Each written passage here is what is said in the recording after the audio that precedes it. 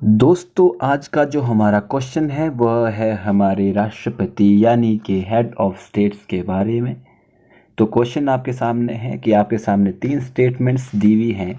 उन स्टेटमेंट्स में से 1, 2 और 3 इन स्टेटमेंट्स में मैं बताना है कि कौन कौन सी स्टेटमेंट आपकी सही है और कौन सी गलत है। तो यूपीएससी की previous year question paper discussion में आपका एक बार फिर से स्वागत है, जिसमें कि हम डेली एक क्वेश्चन को इन डेप्थ बैकग्राउंड नॉलेज के साथ डिस्कस करते हैं। तो चलिए शुरू करते हैं बिना किसी देरी के।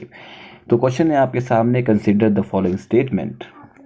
If the election of the President of India is declared void by the Supreme Court of India, all acts done by him or her in the performance of duty of his or her office of President before the date of decision become invalid. Election for the post of the President of India can be postponed on the ground that some legislative assemblies have been dissolved and elections are yet to take place. And when a bill is presented to the President of India, the Constitution prescribes time limit within which he or she has to declare his or her assent. तो कौन कौन से statement इसमें सही है, कितनी statement सही है, पूछा गया है।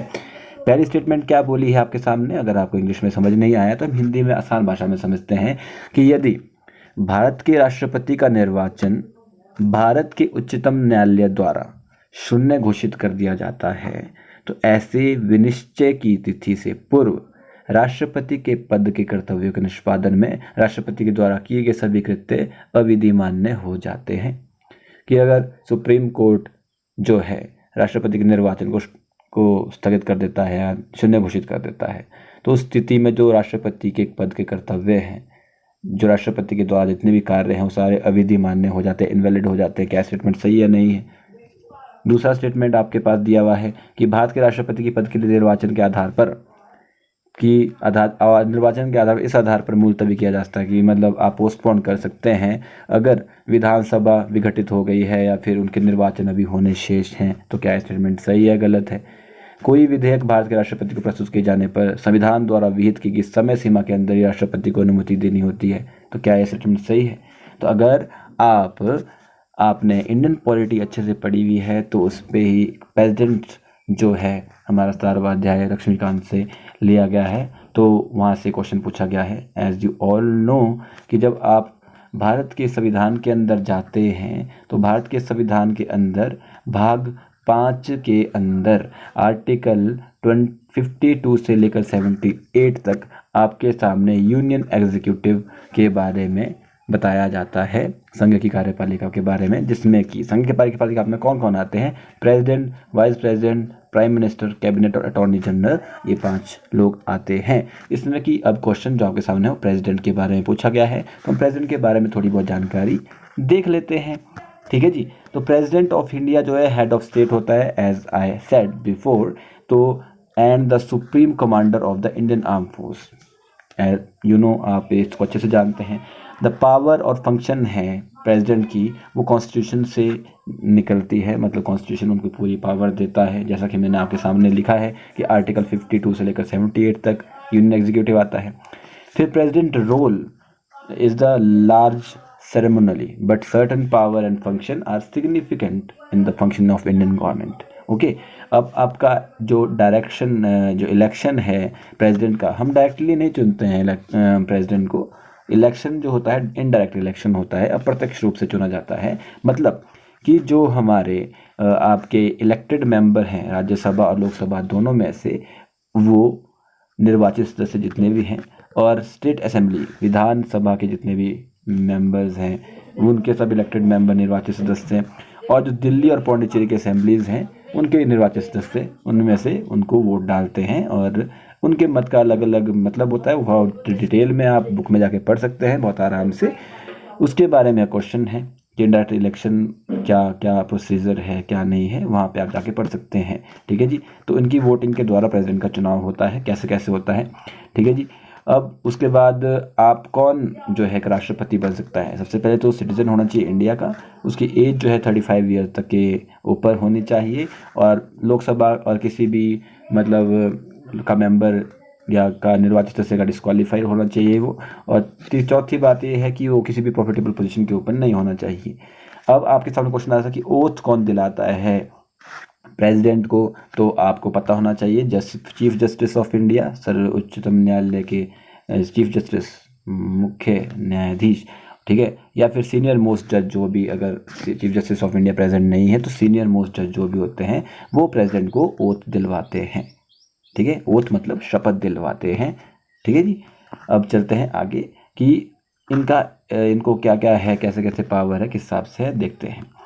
जैसा कि मैंने आपको बताया कि हाउ ये इलेक्शन जो होता है या फिर इनका चुनाव या इनको किया कैसे जाता है, तो एक इलेक्टोरल कॉलेज सिस्टम के थ्रू इलेक्टेड किए जाते हैं, जिसमें कि वोटिंग होती है, ठीक है जी। और national and state level law maker के द्वारा ये वोट जो कास्ट की जाती है। इलेक्शन कमीशन ऑफ इंडिया इस सब चीज़ों को कंडक्ट करवाता है, उसके ऊपर नज़र रखता है। अगर मैं आर्टिकल्स की बात करूँ कि कॉन्स्टिट्यूशन प्रोविज़न क्या क्या है, article 54 election of the president के बारे में बात करता है। आर्टिकल 55 आपका किस तरीके से इलेक्शन करना है प्रेसिडेंट का वो बताता है, मैनर, ठीक है जी। और आर्टिकल 56 टर्म ऑफ ऑफिस के बारे में बताता है प्रेसिडेंट की। आर्टिकल 57 एलिजिबिलिटी क्या है री इलेक्शन के केस में। और आर्टिकल 58 क्वालिफिकेशन क्या होनी चाहिए फॉर इलेक्शन एज प्रेसिडेंट, उसके बारे में बताता है। अब मैं आपको बताता हूँ कि प्रेसिडेंट के ऊपर महाभियोग या इम्पीचमेंट करने की क्या किस केस में महाभियोग किया जा सकता है, इम्पीचमेंट किया जा सकता है। तो आर्टिकल 61 के तहत, ठीक है जी, आर्टिकल 61 के तहत प्रेसिडेंट को हटाया जा सकता है उसके पद से पहले, उसके एक पद की मतलब उसका जो पीरियड होता है उससे पहले रिमूव किया जा सकता है अगर वो किसी भी कॉन्स्टिट्यूशन को वायलेशन करता है तो, ठीक है जी। और कॉन्स्टिट्यूशन डज नॉट डिफाइन कि कौन सा टाइप का वायलेशन क्या है, कॉन्स्टिट्यूशन का वायलेशन है क्या, ये कॉन्स्टिट्यूशन में डिफाइन नहीं है, ठीक है जी। Impeachment process can be started by any house of the parliament by leveling charges against them, or after that there should be at least a quarter of member of the house should be signed, okay. और जो resolution है impeachment का president के पास, वो majority में 2/3 majority से पास होना चाहिए पहले ऑरिजिनेटिंग हाउस के में, ठीक है जी। उसके बाद वह दूसरे हाउस में भेजा जाता है जिसमें कि वो चेकिंग की जाती है उसकी क्या है क्या नहीं है, ठीक है जी। और इसके लिए कमेटी बनाई जाती है जो उसको देखती है। उसके बाद ये इम्पीचमेंट प्रोसेस पूरा होता है, ठीक है जी। And after that president of India has a right to defend himself as authorise counsel. तो अब डिफेंड करने के लिए वो एक अपॉइंट करते हैं एनी लॉयर या फिर attorney general of India as so, ठीक है जी। इस तरीके से इम्पीचमेंट होता है, प्रेसिडेंट के बारे में महाभियोग चल सकता है, ठीक है जी। बहुत टाइम क्वेश्चन आ जाता है महाभियोग के बारे में, तो हमें पता होना चाहिए और पूछा भी जा सकता है कि आर्टिकल कौन सा है जो इसको पावर देता है महाभियोग का, ठीक है जी। तो आर्टिकल्स के बारे में भी हमने यहाँ काफ़ी जानकारी ली है, कौन सा आर्टिकल किस चीज़ के लिए ज़रूरी है, आपको प्रीलिम्स में काम आता है या फिर किसी भी नॉर्मल एग्ज़ाम में आपसे पूछा जा सकता है। तो चलिए अब देखते हैं हमारे क्वेश्चन का आंसर। तो सबसे पहले पढ़ते हैं स्टेटमेंट जो कि हमारे सामने थी कि अगर भारत के राष्ट्रपति का निर्वाचन भारत के उच्चतम न्यायालय द्वारा शून्य घोषित कर दिया जाता है तो विनिश्चय की तिथि से पूर्व राष्ट्रपति के पद के कर्तव्य के निष्पादन में राष्ट्रपति के द्वारा किए गए सभी कृत्य अविधि मान्य हो जाते हैं। तो क्या यह कथन सही है या गलत है? तो इसका आंसर आपके सामने है कि पहली स्टेटमेंट गलत है। क्यों? क्योंकि अगर ऐसा होता है, ठीक है जी, election of a president as president person अगर है कोई या वाइस प्रेसिडेंट है, तो अगर ये वर्ड डिक्लेयर किया जाता है सुप्रीम कोर्ट के द्वारा किसी भी, तो एक्ट्स जो उसके द्वारा किए गए हैं तो कभी भी इनवैलिडेट नहीं होते हैं। ये आपके सामने लिखा गया हुआ है by reason of that declaration, ठीक है जी। तो उससे पहले वो कभी भी इनवैलिडेटेड नहीं होते हैं। तो स्टेटमेंट 1 आपका गलत हो जाता है। दूसरी स्टेटमेंट पढ़ते हैं हम। दूसरी स्टेटमेंट क्या थी कि अगर भारत के राष्ट्रपति का निर्वाचन पोस्टपोन होता है अगर विधानसभा में विघटित हो गई या उनके निर्वाचन अभी शेष हैं, तो क्या ये कथन सही है? तो ये कथन भी मुझे लगता है गलत है। क्यों? क्योंकि अगर एक असेंबली डिसॉल्व होती है तो member ceases to be qualified to vote in the presidential election even a fresh election to be dissolve assembly are not held before the president election. कि असेंबली तो प्रेसिडेंशियल इलेक्शन से पहले हो ही नहीं सकती है, तो पहले प्रेसिडेंट का इलेक्शन ही होगा। तो election to the president will not be postponed on the any ground, ठीक है जी। तो स्टेटमेंट 2 भी आपका गलत हो जाता है।